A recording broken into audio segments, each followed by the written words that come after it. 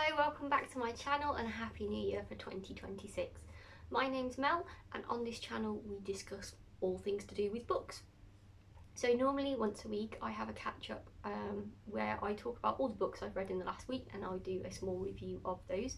And then we normally have a second video in a week where I do something different, like maybe I go through my did not finish books, or maybe I went to a book event that I want to talk about, but essentially, or it could be a more in-depth review of a book. So essentially what we're going to do today is we're going to talk about the last book I read of 2025 because I've not yet had a chance to discuss that. And then I'm going to move the catch up where we talk about all the books I read in the last week to Thursdays for now because the new year started on a Thursday. So that means this Thursday we can talk all about the books that I've read from the 1st of January in 2026, which was last Thursday, to this coming Thursday, and have actually already read a book.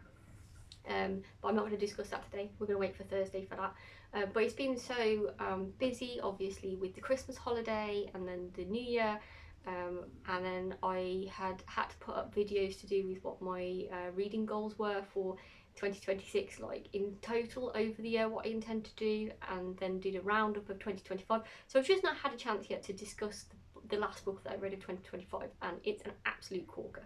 So I'm really excited to talk about that. So let's just dive in. The last book I read of 2025 was The Book of Form and Emptiness by Ruth Ozeki, and this was the Women's Prize for Fiction winner in 2022, and it was published in 2021. Now, I read this for two reasons. The first was the last reading point challenge that I had in 2025 was to read a book that had won the Women's Prize for Fiction. And I'd actually saved that point until last because I knew that I normally enjoy these books. So if I'd have read any bad books in December, I wanted to go out the year on a high. And I certainly did that with this book because it was outstanding. Secondly, as I say, I never heard of Ruth Ozeki until maybe 6 to 8 weeks ago. And I was studying Waterstones in London and I asked my boyfriend, find me a book in this store that you think that I will enjoy and then I'll read it. And he picked that one because he knows I like the Women's Prize for Fiction and he knew that I didn't have that book.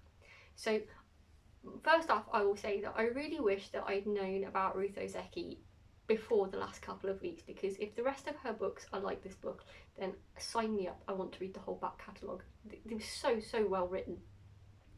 This book is an absolutely beautifully written book about mental health issues, and I think part of the problems that I'd had with some of the books that I read in 2025 that I've criticised a lot, I think, when I look back at my reviews of things, I often criticise how mental health has been handled in books.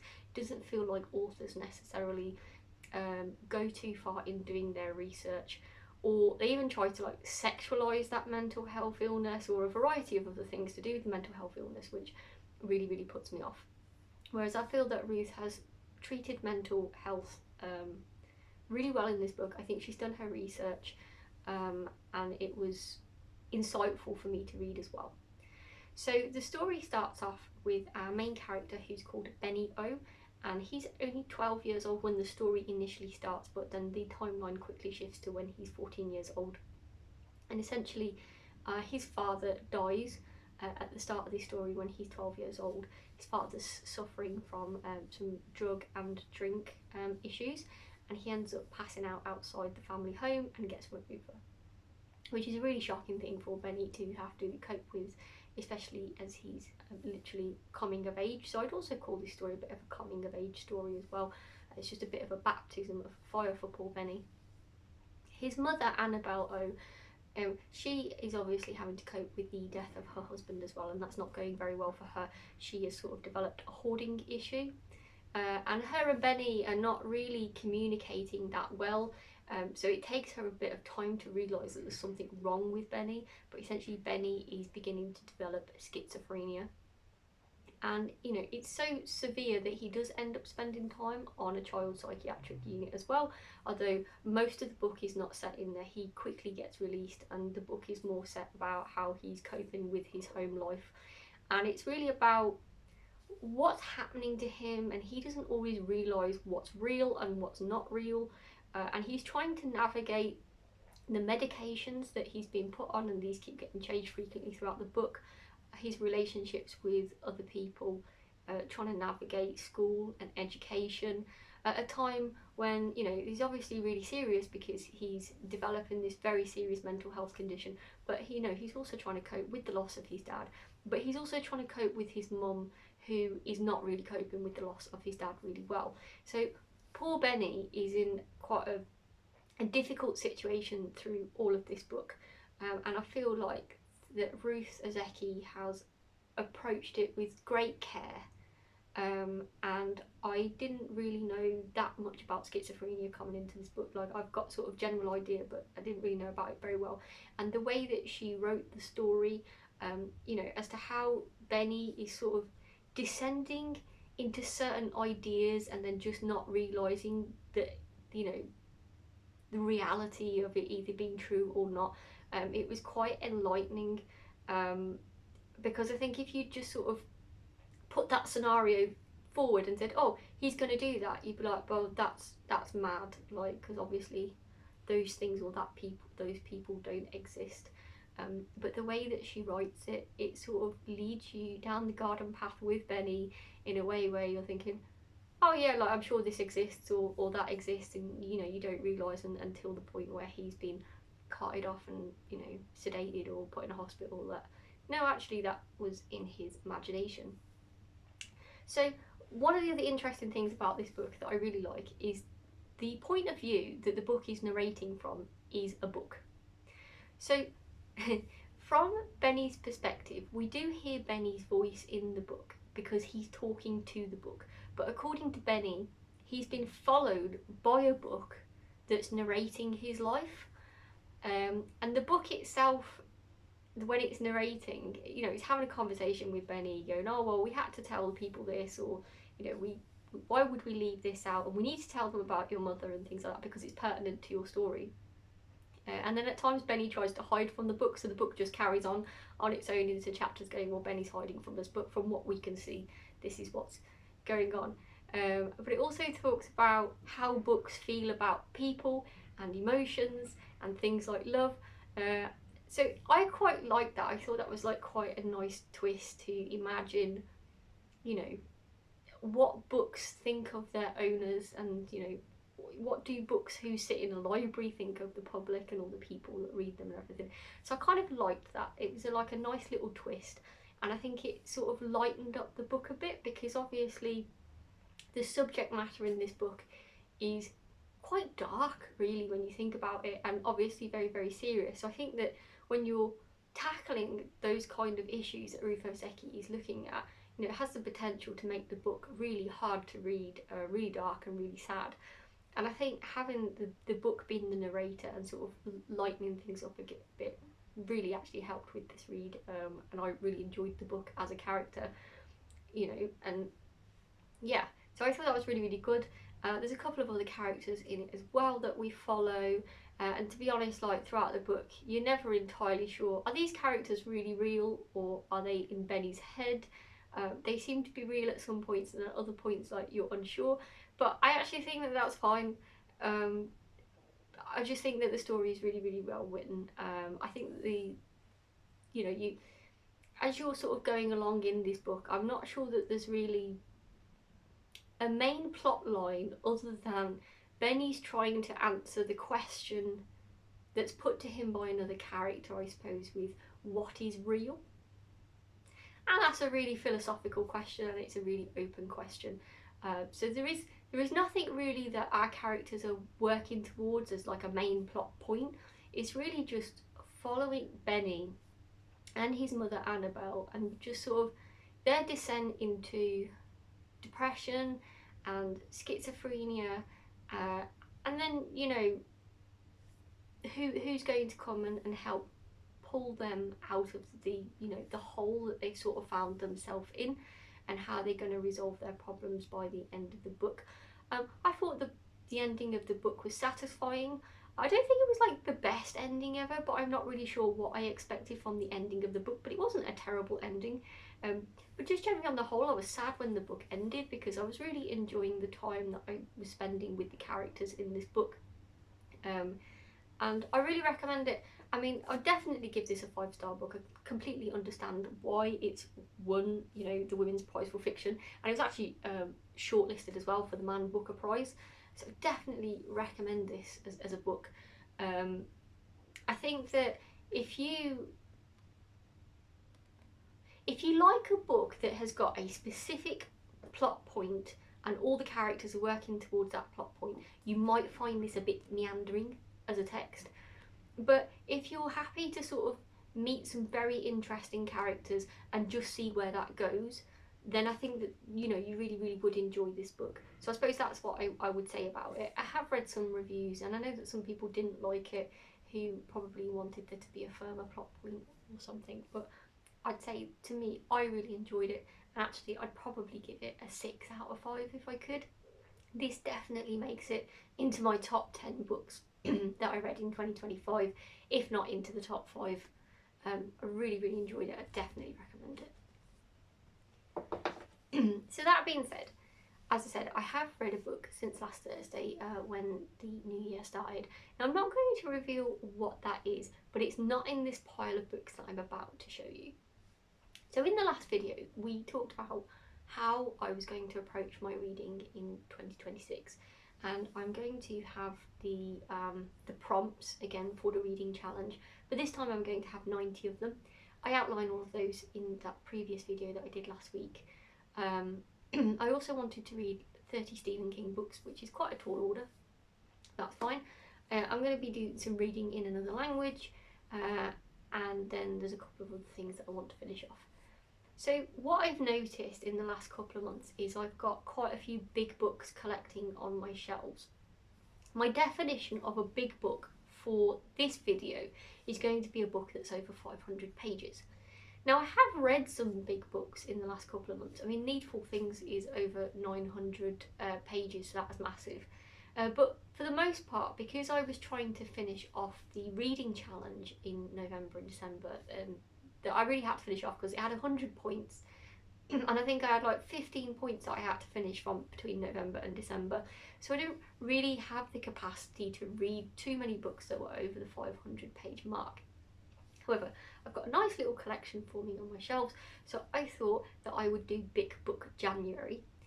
So in Big Book January, we're talking about books that are over 500 pages long. The ones that I'm going to put on this list that are going to be up for reading this January are by no means the only large books I have on my shelf. I mean, most Stephen Kings, to be honest, are over 500 or 600 pages long, and many of them that are left are, but I've just selected one from there for now. I think that January is the perfect time to do Big Book January, because obviously that means I've got all the rest of the year to complete my reading challenge, and I'm sure some of these books will knock off points out of the reading challenge anyway, but I don't have the stress of thinking, oh my god, it's December and I have 20 points left to do, so you know, I've only got the chance to read one book a week maybe, because it's this, you know, that big. So let's talk through what I've got. I'm going to start with the books with the lowest page numbers and go up to the highest ones. I'm aware that I'm not going to read all of these through the rest of this month. There just simply isn't time. I do have a job that I have to do, and obviously I have people in my life that I have to see, so I'm just not going to get a chance to read all these, but this is the pile that I'm going to pick out of, and one of them I've actually already started, so you may hear about that on Thursday when we do our first catch up. So starting off, we've got The Terranauts by T.C. Boyle. Now this is actually a new purchase that I purchased the other day. I went to London and had a chance to go to Foyles. I saw this book on the shelf and it really appealed to me. So this is 508 pages long, just about fits into this challenge. It's on the lowest end. And this is based on the real 90s debacle of Biosphere 2. So basically it's about this lady called Linda, and she wants to be one of the lucky 8 who's chosen to take part in the world's most ambitious ecological experiment. So it would seem that they are under a glass dome in the Arizona desert, essentially, and they're being watched by the public. So it's sort of like a big brother science experiment going on. This really appealed to me. I thought it really, really looked good. So if I get a chance to read this one, it would be really good.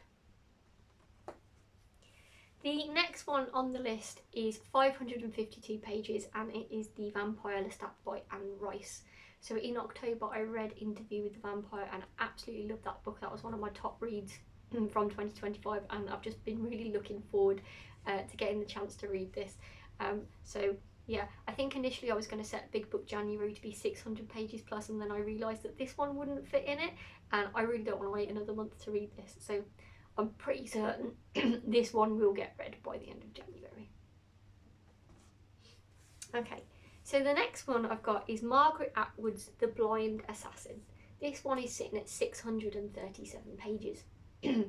So this is another one of these books where I've gone into the bookstore with my boyfriend and I have said, find me a book in the store that you think that I would like, and then I will read it.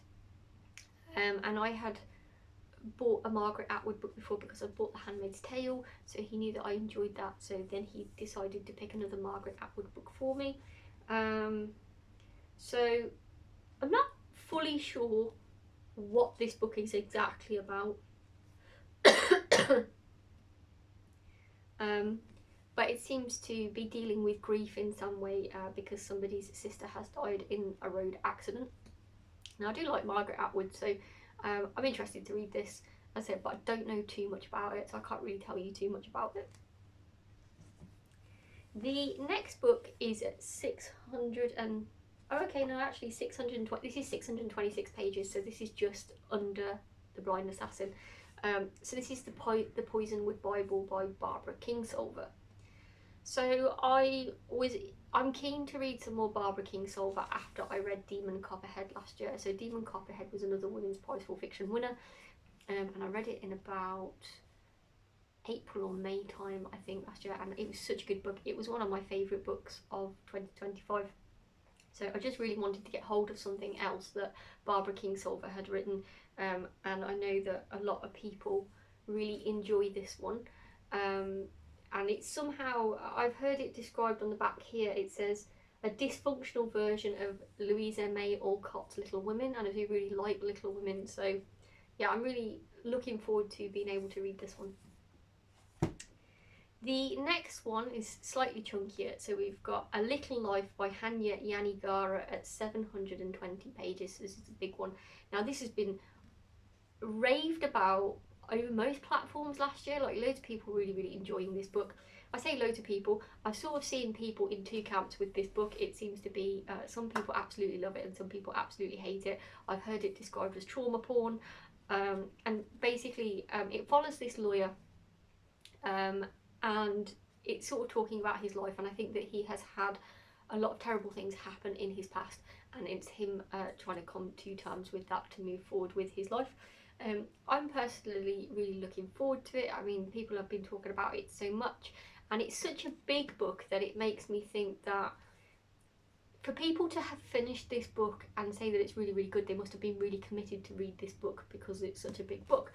When books are smaller, like 200 or 300 pages, and it maybe doesn't take people so long to read and the internet is raving about it, I'm a little bit more hesitant to think, oh yeah, that's probably great, because that, in reality, you know, it probably didn't take people like a month to read, whereas this could maybe take people like a month to read, or maybe more. So you would only keep doing that, I think, if you thought the book was really good. So I'm looking forward to that one. The next one is a book that I actually bought from Book 66 a few months back, and I've been dying to get into this book, and again, because of the reading challenges that I've been doing, just haven't had the opportunity. So this one is 734 pages long, and it's called The 12 by Justin Cronin. This is the first book in a trilogy, and it's about a dystopian world. So I'm going to read you the top bit of the blurb so you understand a bit what this is about. The 12 death row prisoners with nightmare pasts and no future until they were selected for a secret experiment. Now they are the future, and humanity's worst nightmare has begun. But in a world ravaged by the viral plague, something is changing, and all the clues point towards the homeland. A sinister dictatorship where an unlikely trio are reimagining humanity's destiny. So from what I can tell, I think that 12 prisoners are being used in some experimental science in this dystopian world, and I just think it was really good, so I'd look forward to being able to read that one. The next book we've got is a beast. This is Joe Hill's King Sorrow. This is 877 pages. It's massive. I got this in my Goldsboro subscription for October. I would have liked to have done it for one of the Halloween spooky reads, but I didn't receive it in enough time. I think I received it on like the last day of October, which was just simply not enough time to get through a book that's this big. So quite a few people have read this by now, and it seems to be getting really, really good reviews. So I'm looking forward to it. It's a fantasy kind of horror from what I can tell. And I think, yeah, I need to get around to this, as I say, because it's one of my subscription books, but the book itself is beautiful. I mean, look at the sprayed edges. And then, not to disappoint, the last book that we have on the list, a hefty 902 pages, is Stephen King's Insomnia. So again, I've been wanting to read Insomnia for some time. Every time I think, oh, I think I might read a Stephen King, I look at it and think, okay, that's just going to take ages, and I had other reading points to do on my reading challenge. However, judging by the speed that I read Stephen King, I reckon I can probably read this one in a week if I put my mind to it. This one just really appeals to me, and I actually have the audio of this book as well, so I was thinking to do a bit of listening and reading at the same time, because whenever I listen to an audiobook, I tend to listen to them separately. I don't tend to listen, read.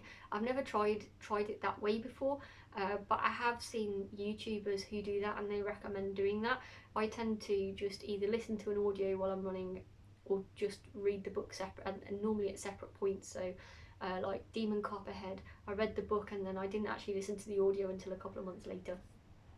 So I'm thinking with this one, I might try to do the submersive thing where, you know, you listen to some and then you read some, and sometimes you're listening to it like while you're reading at the same time. So that would be a new experience for me while actually doing this one as well.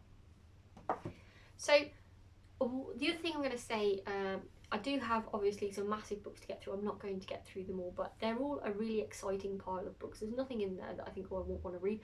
So essentially, if one of you knocked on my door tomorrow and said that's the one that you have to start next, I wouldn't be upset about that. So, you know, it's literally going to be, by the time I finish one, whatever mood takes me at the time will be the next one that I pick up. I might even just randomly do it like that. Because as I say, they all look really good, and I do want to get through them all. There will be a couple of smaller books that get read during the month as well. So I have actually read one book already which doesn't fulfil this criteria of Big Book January, and it was only when I was at the end of that book and I thought, oh, I can do Big Book January. So that one I'll review on Thursday, and that is a Stephen King, but it, as I say, it doesn't exceed 500 pages, so I couldn't use it for Big Book January. And I also have to read in the next couple of weeks Northanger Abbey by Jane Austen. This one is like just sitting under 250 pages. I have to read this for my book club. I'm really not excited to read this. I really don't want to. I have absolutely no interest in Jane Austen, if I'm honest. I did try to read some of her stuff when I was younger and I wasn't really into it. And I'm just not in the mood for it. I'm in the mood for this pile of books here. I am not in the mood for this. However, I'm running out of time. I've got 2 weeks before I have to have had this read. And the thing is, even though it's only 250 pages, I think when you don't want to read something, that just could really, really drag. I might have to try and read it alongside one of these other things so I don't end up in a reading slump. Now, why am I making myself read something that I really don't want to read? That's because I'm going to an in-person book club, and I do try to read the book that they set every month for that. You know, and I think it's important that, you know, I do that. Obviously, if I start reading this and I absolutely hate it, then I'll do a do not finish and I'll discuss that at the book club. But I'm willing to give it a go. I think that's the point of joining the book club, really, is to make myself read some things that I might not pick myself. And now that I'm older and reading Jane Austen, I might actually develop a better relationship with Jane Austen, we'll see. So yeah, there will probably be some smaller books as well. But hopefully by introducing Big Book January and letting you know some of the books that I might be reviewing this month, that will just let you know whether or not you'd be interested in joining the weekly reviews, which will be on a Thursday, because we'll be predominantly reviewing those books. But let me know in the comments down below if you've actually read any of these big books and what you thought of them. Is there any that you would recommend straight away that I get into once I finish the one that I'm already on? I'm really excited for this challenge, so let me know how you're going to go about your reading in January, and also have you had a good reading week so far? As I say, just let me know down in the comments below. And I'm also interested to know who else has read the book of Form and Emptiness by Ruth Ozeki and what you thought of it, because honestly that was such a high to finish 2025, an absolutely brilliant book. Anyway, thank you for watching my video. If you enjoyed the content, please press the like button, and if you'd like to see my future videos, please press the subscribe button. Anyway, I will see you Thursday if you decide to come and join me for the weekly book review for books in January 2026. Speak to you soon. Bye!